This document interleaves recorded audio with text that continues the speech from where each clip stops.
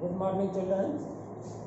पिछली बार देखिए word power आपको बताए गए synonyms, antonyms, one word substitutions. आज आपको बताया जा रहा है इडियम्स एंड फ्रेजेस। ये कुछ सुनने में अटपटा जरूर लगता है, लेकिन आप इन्हें पीछे कहीं न कहीं पढ़ चुके हैं हिंदी में। इनका वास्तविक शब्द का अर्थ कुछ दूसरा होता है, लेकिन ये भाव कुछ दूसरा प्रकट करते हैं। इनको हम इडियम्स या फ्रेजेस कहते हैं। मुहावरे या वाक्यांश, इन शब्दों को हम हिंदी में जैसे तैयार करते हैं वैसे ही अंग्रेजी में तैयार करते हैं। जैसे हिंदी में आपको पढ़ाया गया 9 2 11 होना का मतलब होता है भाग जाना। इसी प्रकार से अंग्रेजी में आप पढ़ेंगे जिनका वास्तविक सेंस कुछ दूसरा होता है और आपको यह अर्थ कुछ दूसरा देता है। इसी क्रम में 1 से 10 शब्द मैंने लिखा है, जिनको मैं पढ़ कर समझाता जाऊंगा ताकि आगे केवल शब्द दिए जाएं और स्वयं तैयार कर सकें। पहला लिखा मैंने ए बेड ऑफ रोजेज। सुनने में लगता है हिंदी होती है फूलों की सेज, लेकिन ये देखिए वास्तविक हिंदी लिखी है इजी वर्क, सरल काम। फूलों की सेज मैंने सरल काम। अब मेन कार्य इसका होता है सेंटेंस बनाना। हम कोई भी सेंटेंस अंग्रेजी में बनाकर इन शब्दों का उसमें प्रयोग करें और प्रयोग किए गए शब्दों को अंडरलाइन कर देंगे, जिससे ये स्पष्ट हो जाए कि इस शब्द का प्रयोग यहाँ उचित है। देखिए मैंने लिखा है post of IAS is not a bed of roses. का मतलब है IAS अधिकारी का पद कोई सरल काम नहीं होता। IAS अधिकारी का पद प्राप्त कर लेना कोई आसान काम नहीं होता। तो ए बेड ऑफ रोजेज का मैंने प्रयोग कर दिया सेंटेंस के माध्यम से। दूसरा देखिए ए ब्लैक सी।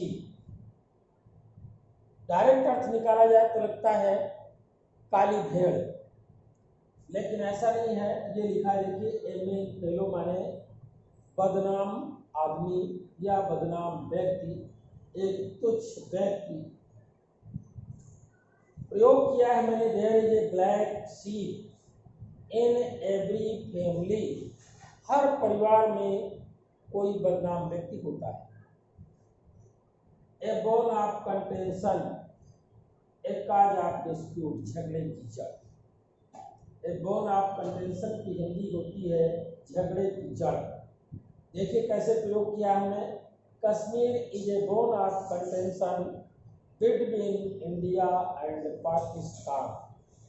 कश्मीर भारत और पाकिस्तान के बीच में झगड़े की जड़।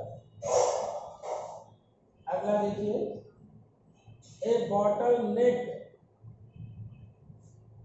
हिंदी में रुकावट होता है, अंग्रेजी में हिंड्रेंस कहते हैं।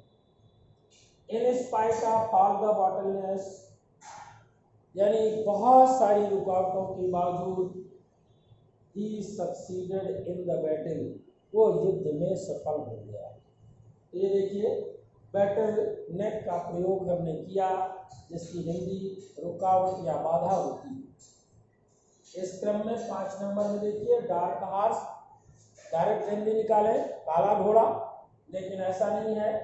ए मैन ऑफ यूनिक, छिपा रुस्तम, जिसमें कोई गुण ऐसे छिपे होते हैं कि हम उन गुणों को कहीं बाद में पता पाते हैं कि इसके अंदर ये भी गुण थे, इसीलिए उसको हिंदी में छुपा रुस्तम कहते हैं।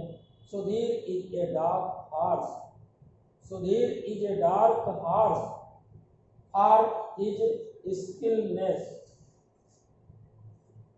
और हिज स्किलनेस, यानी सुधीर अपनी चतुराई के लिए एक छुपा रुस्तम।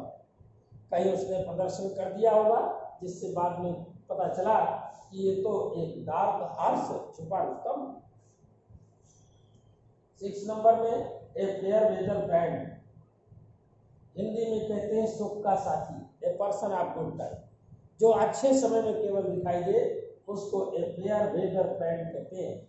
हमने प्रयोग किया है a fair weather friend is never admirable, हमेशा सुख में साथ देने वाले व्यक्ति की कभी प्रशंसा नहीं होती है। अगला देखिए लिखा है ए फूल्स पैराडाइज, हिंदी होती है मूर्ख का स्वर्ग।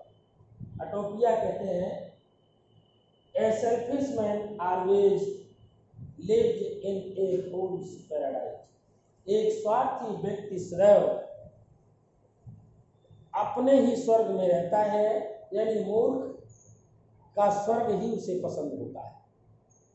कहने का तात्पर्य है वो सदैव मूर्खतापूर्ण ही कार्य करता है जो दूसरों को अच्छे न लगने वाला। A good deal of, Hindi होती है बहुत अधिक, अंग्रेजी में लार्ज अमाउंट कहेंगे, इसे लार्ज अमाउंट कहेंगे। I have not saved a good deal of money for the marriage of my daughter, Hindi होती है मैंने अपनी बेटी की शादी के लिए बहुत सारा पैसा नहीं बचाया है। ए गुड डील ऑफ का प्रयोग एक बहुत अधिक मात्रा के लिए हमने प्रयोग किया। अगला नंबर है ए हार्श लाफ, व्यर्थ की हंसी। देखिए some people always express a harsh laugh on a common statement, कुछ लोगों की आदत होती है सामान्य बात में ही अट्टहास कर बैठते हैं, बेकार की हंसी कर देते हैं। ए लायन शेयर, बड़ा हिस्सा।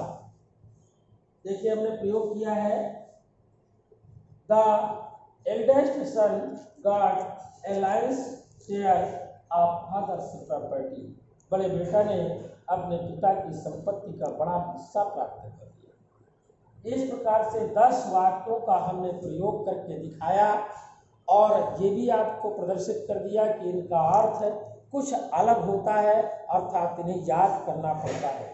मैं अपेक्षा करूंगा कि ये 10 वर्ड्स ठीक से याद कर लें, अगले क्रम में फिर आपको 10 वर्ड्स या 20 वर्ड्स दिए जा सकते हैं।